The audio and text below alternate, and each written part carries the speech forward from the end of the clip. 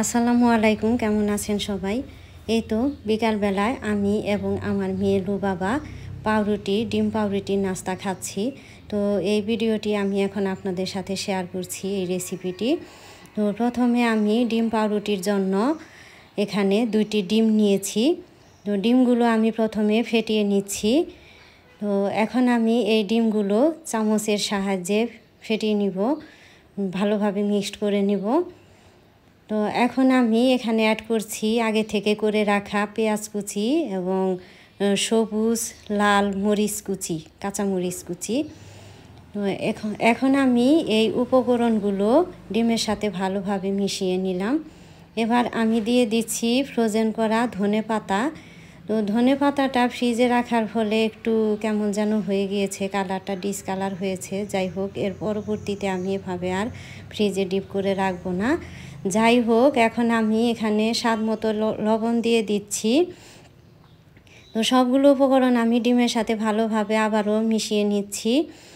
এই তো আমার এই উপকরণগুলো রেডি হয়ে গিয়েছে। এখন আমি পাউরুটি স্লাইসগুলো একে একে সবগুলো ভিজিয়ে তারপরে তো কড়াইয়ে তেল গরম করে নিয়েছি। এখানে আমি এখন একটি একটি করে পাউরুটির পিসগুলো ভেজে নিব। এই সময়ে চুলার হিটটা লো আঁচে থাকবে যেন পাউরুটিগুলো পুড়ে না যায়। তো আমি একটি একটি করে এইভাবে সুন্দর কালার করে ভেজে নিচ্ছি। তো এই তো রেডি হয়ে গিয়েছে আমার সবগুলো পাউরুটির স্লাইস ভাজি করা। তো এইভাবে আপনারা বাসায় ট্রাই করে দেখবেন, খেয়ে দেখবেন। অসম্ভব মজাদার একটি নাস্তা, বিকালবেলা ঝটপট অল্প কিছু উপকরণে অল্প সময়ে তৈরি করা যায়। যখন বাচ্চারা কিছু খেতে চায় না বা বাচ্চারা বায়না করে, তখন আমি এভাবেই বাচ্চাদের বানিয়ে দিই। আমার মূলত 2টি বাচ্চা, আমার একটি ছেলে, ও ক্লাস 7-এ পড়ে, আর মেয়ে হচ্ছে ক্লাস 1-এ পড়ে।